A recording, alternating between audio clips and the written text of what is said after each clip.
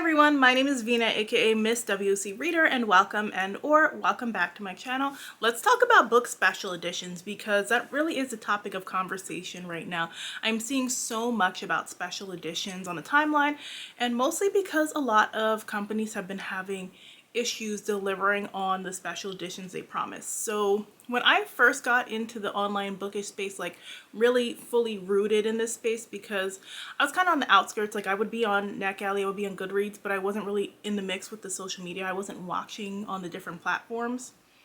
So when I first got like fully into this space, the book boxes that I was seeing was mostly WOCReader and Fairy Loot, and you would see a lot of booktubers pushing the boxes. Then we started to see a lot of TikTokers pushing the boxes, and when you're seeing these people pushing the boxes, you have to remember they got it for free.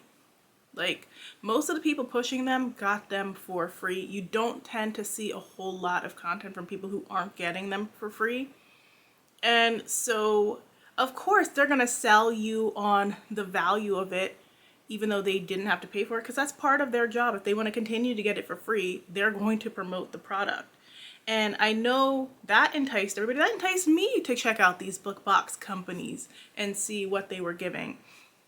But for me, I can't really subscribe to one steadily because I don't like getting a book each month and I don't know what book it's going to be, which is the case with a lot of them. I will say WOCReader at least reveals it to you ahead of time, which I like, so you can make a decision.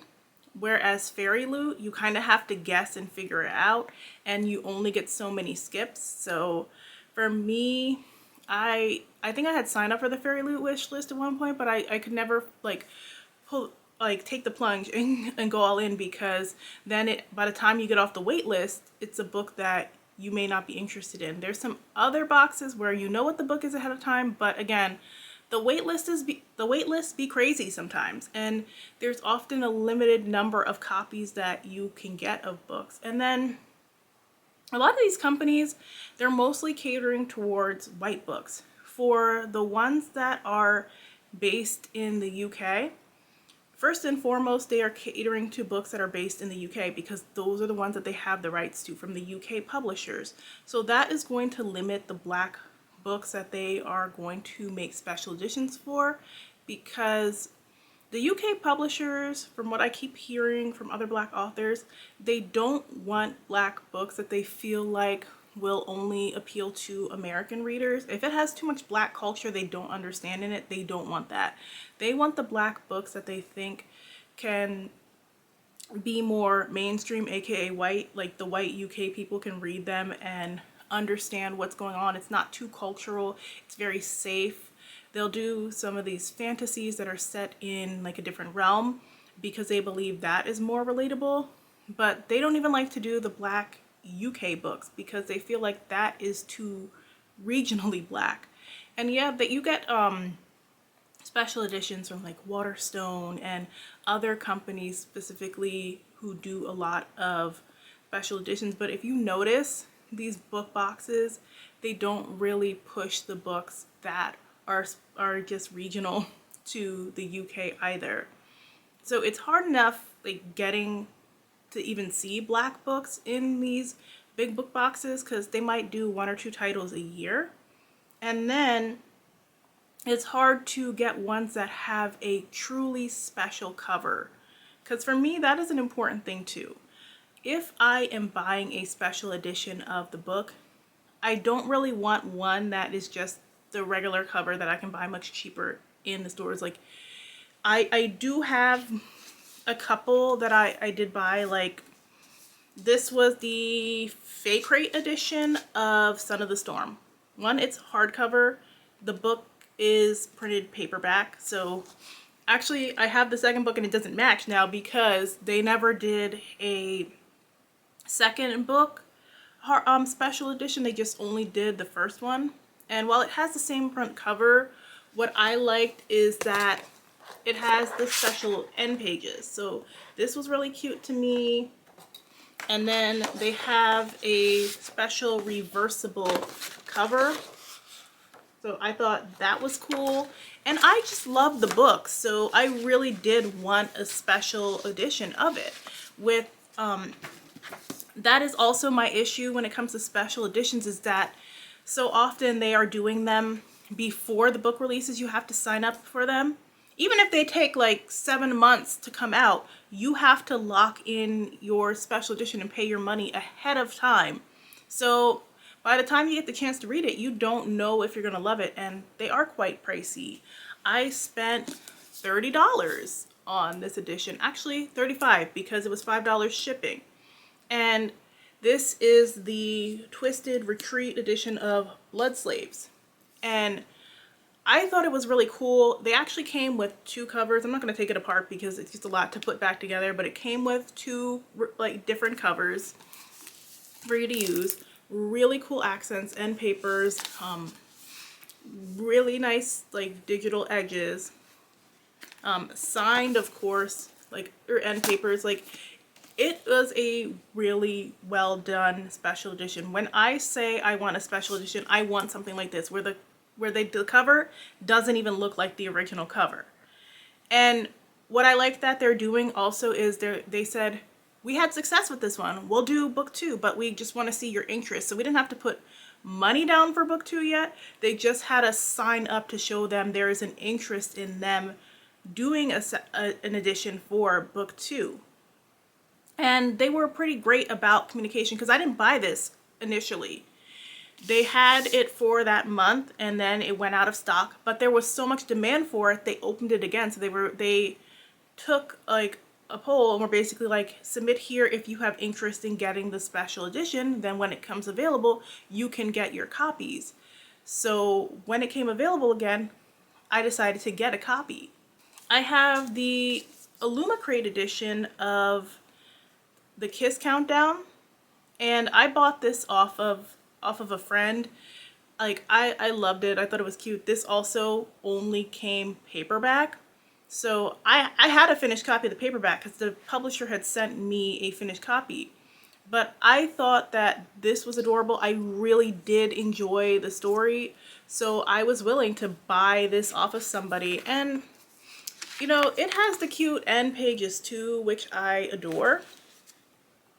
So for me, having this special edition of it worked out. But if I was just to buy it, like blind buy it, I wouldn't have been able to do that, because I just don't want to pay so much money for a book and then end up not loving it. I wish that more of these companies would do special editions after the book releases and let you buy it after the book releases, after you've had the chance to borrow it from your library or buy a paperback or something, decide that you like it, and then you want this special edition for your shelves. Because I feel like they're doing a disservice to debut authors, especially because like people don't know if they like their writing yet to decide if they want to spend their money. And you do have, again, books featured in monthly boxes. I feel like most of the ones that I had that were in monthly boxes, I ended up getting rid of because the special edition either didn't come out like the way I wanted it to. Because I remember I had gotten one, I want to say it was for Within These Wicked Walls. It didn't even have fancy edges. The only thing different about it was the color. The cover was in a different color scheme. That to me is not a special edition. That's not worth me paying the extra money for. When you say special, I want it to actually feel special. And now you have all these publishers doing their own special editions, so it's kind of like a little bit of competition, because I have some of the ones from the publishers right now that they're doing. This one is Bound by Fury. It actually doesn't come out till August. I actually got the finished edition early, and I beta read this years ago, so I told the publisher that, and they were nice enough to send me a copy. And this is a first print special edition. It has the nice edges. It doesn't have anything under the cover. And this one is $21.99. So it is kind of higher than I want to pay for for a YA book, and YA book prices have been steadily increasing. I've noticed that they range now from like $19.99 or $18.99 to $21.99, and it depends on like how thick it is, if they decide to add the special like sprayed edges and stuff. I also have Immortal Dark, which also had the nice special edges to it. It has like the fancier end pages.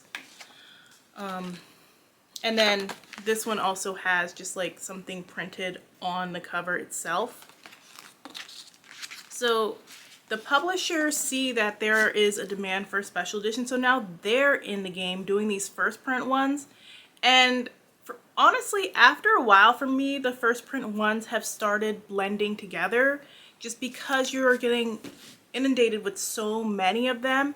And I know the publisher is trying to give you that FOMO of like, you have to buy right away because once it's gone, it's gone. But I'm seeing with the Entangled ones that they are still producing the ones with the special like edges and stuff over a year after the book releases. I'm seeing copies of some of them in my local Ollie's, which means they're definitely in a lot of different Ollie's too. And you can get them for way less because the Entangled ones are like $32. So if you hold out a little bit, you can get them cheaper because by the time they make it to Ollie's, they be selling those books for like $6. And I don't know, I just feel like at this point now, it's become a thing of they want the book to look as pretty as possible so that you can wave it around, so you can show off to your friends, so you can have it facing out on your shelf, but it's less about what is actually on the pages and more about what the book looks like. And there is this idea that you have to collect all these different editions of the book to show that you are like a real fan or whatever. Like I see people collecting ARCs like trophies now. An ARC is just a cheaper paperback version of the book that you read for early review, or at least it used to be. Then we started seeing, like, I started seeing it with the UK publishers first, where they started making these extra fancy ARCs for people to show off on Instagram. I started seeing that, I think, in 2021. They started making these fancy editions. Some of them were numbered. They only were giving them out to select people. They were making this hot commodity, and I'm like, these are review copies at the end of the day. It's not even a finished version of the book. The book is going to go through another round of edits, hopefully, before we get to the finished copy. But they were making it so that you want these special editions so that you can do the publisher's job for them, which is to promote the book. This is Dream Country. This was another WOCReader edition that I had purchased. I think I had like a discount code, and it has really cute sprayed edges too. It is signed, and it has like the nice hardcover, and it had like a special cover underneath as well. Now this was from a smaller indie press that was trying to promote stories by women of color. This press is not even a thing anymore. I don't remember if this was supposed to be one of one or if it was supposed to be a series and then the series got canceled because the press went under. I guess it didn't move enough copies. And I actually never got around to reading this. I bought it. I was really excited for it, and then I just had book overload where there were so many different fantasies coming out at once that I ended up not picking it up, and I still have not picked it up. And then now you can't even get copies of it anymore. So eventually I will when I'm bored, pick it up and start reading it. But like I can't even say, oh, you guys should go out and read it, because you aren't going to be able to go buy it unless you're finding it on eBay or something. And that's what happens with a lot of these special editions too. I feel bad for the authors who are getting put into these white book boxes, and then you instantly see their books on Mercari for sale. And people have a right to sell their books, but I've seen some authors complain about it, how they were featured in a book box and so many copies of their books went out to different subscribers, but not a lot of people have read and talked about their books, because then you get these people who weren't checking for their book getting their book in their hands and they're not reading it, they're not telling people to read it, they're just trying to see if they can resell it to recoup their money. I think when they're done well, these special edition boxes can be great.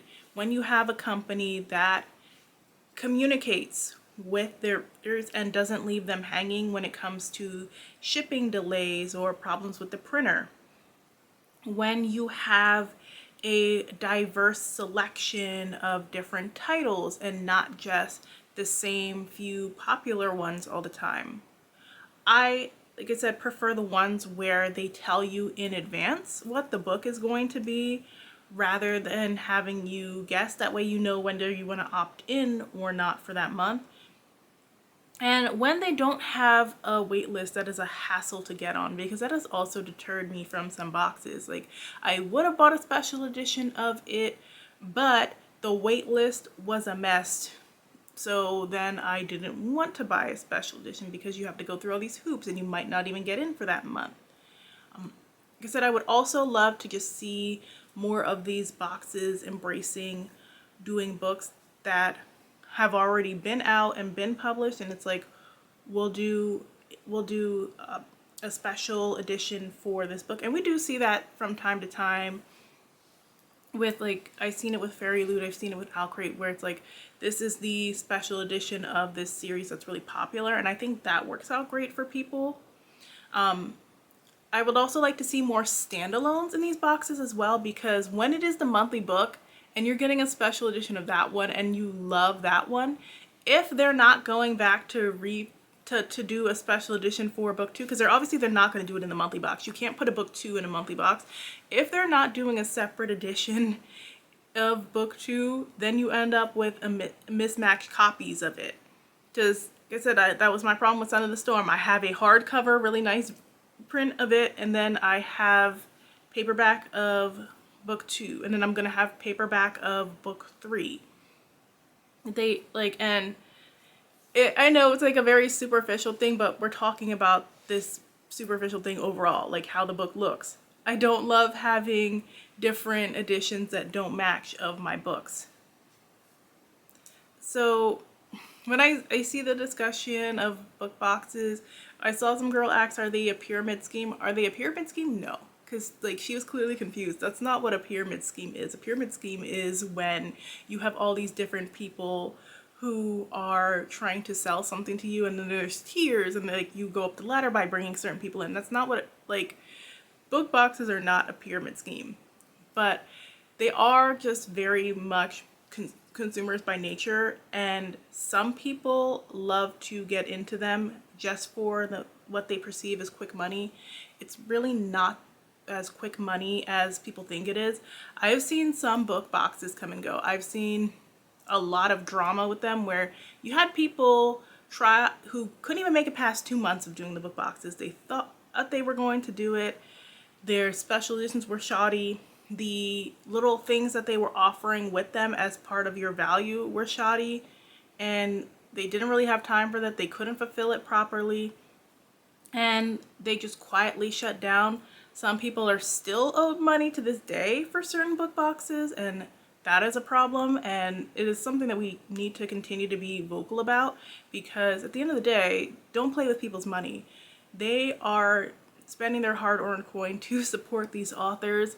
They deserve their product, and people need to stop jumping into doing these book boxes just for a quick check. If you are not seeing it as a long-term thing that you can do for people, don't get into it to offer it to them if you know you're not going to be able to fill it. So that's just my thought on the whole book box thing. What are your thoughts on these book boxes and special editions? Let me know in the comments section down below. And if you like this video, make sure and hit that like button. Thanks so much for watching. I will see you guys in the next one. Bye.